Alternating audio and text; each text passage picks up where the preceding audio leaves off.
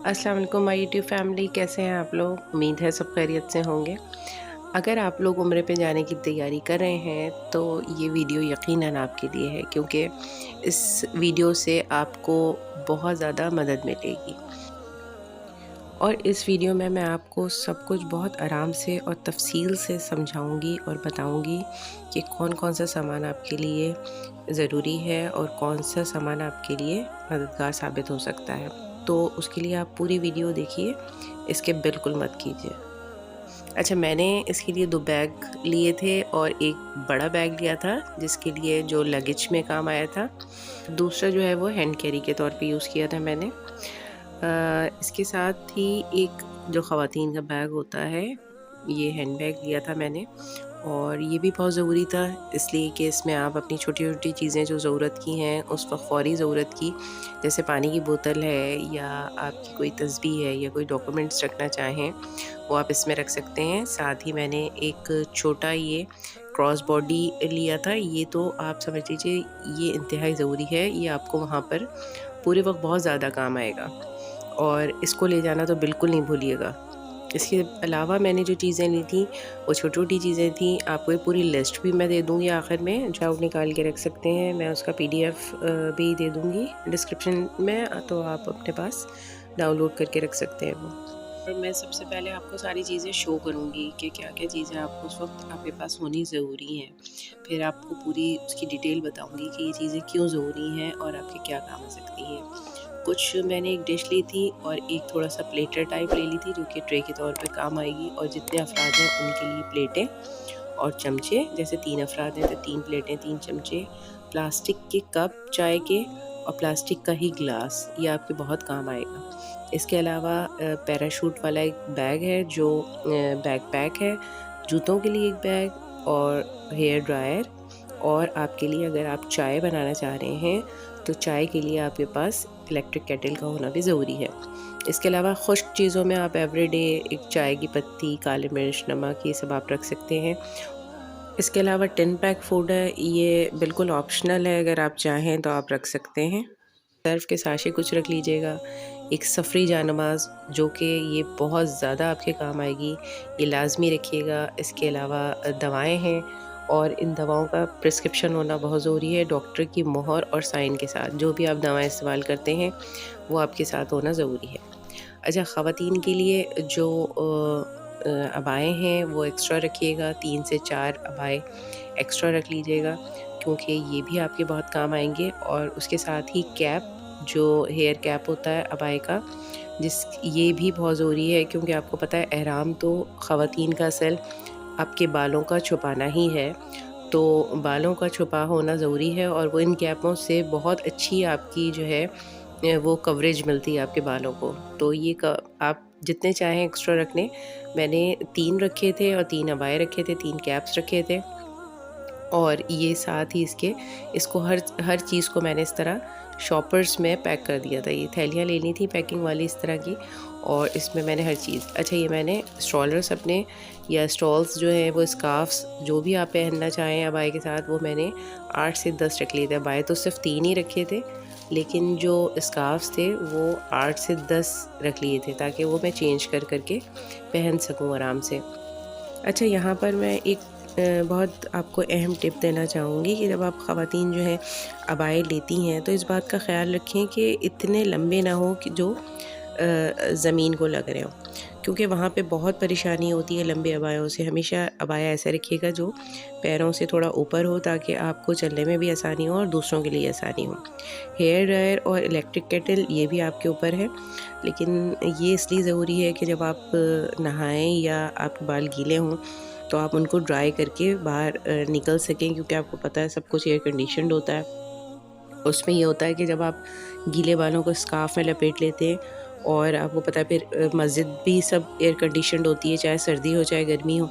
उसमें जब आप अंदर जाते हैं तो वो बालों में जो है वो नमी की वजह से आपके नज़ला और सर में दर्द, ये सब मसले शुरू हो जाते हैं। इसलिए बालों को ज़रूर ड्राई करके और फिर अपने बालों को बांधिए। अब बड़े बैग पे आ जाते हैं, जो कि लगेज में दिया था मैंने, जो बड़ा बैग मेरा था सूटकेस। इसमें सबसे पहले मैंने जो है वो एहराम रखा था बेटे का। दो एहराम रखे थे ताकि एक कुछ मैला या कोई ख़राब हो जाए तो हमारे पास एक एक्स्ट्रा एहराम मौजूद हो। तो ये क्योंकि हमारी मदीने की फ़्लाइट थी इसलिए मैंने एहराम जो है वो लगेज में रख दिया था। और सूट टोटल जो है मैंने 6 रखे थे अपने और बेटे के दोनों के।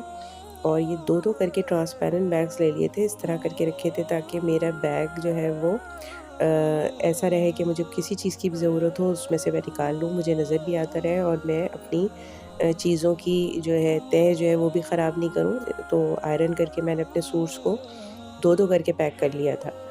और क्योंकि सर्दी का मौसम था इसलिए जो है स्वेटर और शॉल ज़रूरी थी। एक स्वेटर अपना और एक स्वेटर अपने बेटे का और एक शॉल रखी थी मैंने।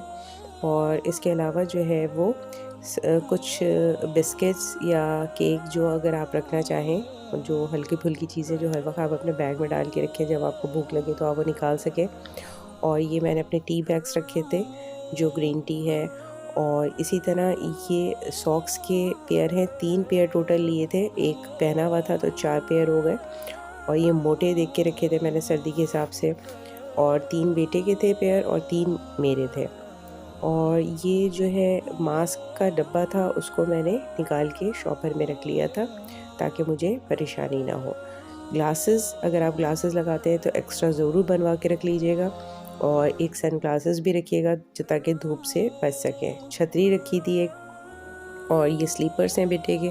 और स्लीपर्स हमेशा अच्छे और ब्रांड के लीजिएगा ताकि आपको वहाँ टूटने का डर ना हो। इसके अलावा ये जूतों की जोड़ी थी मेरी और मेरे बेटे की। और जूते लेते हुए ख़्याल रखिएगा कि लेसेस वाले शूज़ ना हो ताकि आपको उतारने और पहनने में परेशानी ना हो। साथ ही मैंने प्लास्टिक के कप और ग्लासेस वो भी लगेज में रख लिए थे। और फिर ये छोटी-छोटी चीज़ें जो थीं, जो मैंने आपको शुरू में दिखाई थी, ये आप ज़रूर ट्रांसपेरेंट थैली में करके रख लीजिएगा। सीज़र बहुत ज़रूरी है ख़वातीन के लिए क्योंकि उम्रे की अदायगी के बाद आपको बाल काटने के लिए सीज़र की ज़रूरत पड़ेगी। हेयर ड्रायर और इलेक्ट्रिक केटल वो भी मैंने लगेज वाले बैग में रखा था। इसके अलावा खुश्क दूध, पत्ती और काली मिर्च नमक एक साथ करके रखी थी। वाइट चीज़ें अवॉइड कीजिएगा। शक्कर और नमक रखने में ज़रा प्रॉब्लम होती है फिर एयरपोर्ट पे, इसलिए मैंने वो चीज़ें नहीं रखी थी और काली मिर्च और नमक एक साथ मिला के रख ली थी। अब मैं आ जाते हैं दूसरे बैग पे, छोटा जो बैग मैंने लिया था। और ये छोटा हैंड कैरी के तौर पे मैंने यूज़ किया था। इसमें मैंने फ़ौरी ज़रूरत की चीज़ें रख ली थी, जैसे जब मैं होटल पहुँचूँ तो मुझे बड़ा लगेज जो है अपना बैग वो जो है नहीं खोलना पड़े और मैं छोटे बैग को फ़ौरन ही खोल के और इसमें से सामान फ़ौरी ज़रूरत का निकाल लूँ। इसके लिए मुझे क्या-क्या ज़रूरी है, इसके लिए मैंने एक सूट जो है अपना और अपने बेटे का रख लिया था। इसके अलावा जो है एक छोटा टॉवल रख लिया था। आपको होटल में टॉवल मिल जाते हैं लेकिन ज़रूरी है कि आपके पास अपना एक छोटा मौजूद हो ताकि आपके पास सब कुछ सामान आपका अपना मौजूद हो। इसके अलावा ये पैराशूट का बैकपैक है जो कि आपके बहुत ही ज़्यादा काम आएगा और आपको फ़ौरी मस्जिद जाने के लिए आपके पास इसका होना ज़रूरी है। क्योंकि ये बैग जो है आप जब बाहर निकलेंगे तो इसमें आप अपनी पानी की बोतल और अपना कुछ बिस्किट वग़ैरह अपने पास रखिएगा या अपनी कोई बुक्स वग़ैरह रखना चाहें। और इसके साथ ही मैंने दूसरा ये देखिए मैंने अपना जूतों के लिए जो बैग लिया था वो भी इसी के अंदर रख लिया ताकि अपने जूते जब भी उतारूँ उसी में डालूँ और बैग में रख लूँ। ये बैग आपके बहुत ही काम आएगा पूरे उम्रे में। इसके अलावा मैंने अपने बेटे के लिए एक रात में पहनने के लिए कंफर्टेबल ट्राउज़र और टी-शर्ट रख ली थी, जो भी अगर आप चाहें कि रात में वो पहनना चाहें तो वो आप रख सकते हैं।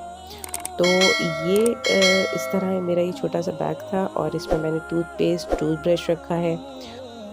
और इसके अलावा भी कोई ऐसा सामान जो आप फ़ौरी इस्तेमाल करना चाहें वो आप इसमें रख सकते हैं। ये मैंने कुछ पिक्चर्स इसमें डाली हैं और ये लिस्ट है, चेक लिस्ट, आप इसको देख के अपने पास सेव भी कर सकते हैं, पिक्चर ले सकते हैं और मैं इसका PDF भी डाल दूँगी डिस्क्रिप्शन में, जो कि आप महफूज करके अपने पास चीज़ें जो हैं इत्मीनान से देख सकते हैं कि आपके पास क्या-क्या चीज़ें हैं और क्या नहीं हैं। और इसके साथ ही मैं अपने ब्लॉग को ख़त्म करती हूँ। उम्मीद है मुझे कि आपको मेरी ये कोशिश जो है पसंद आएगी।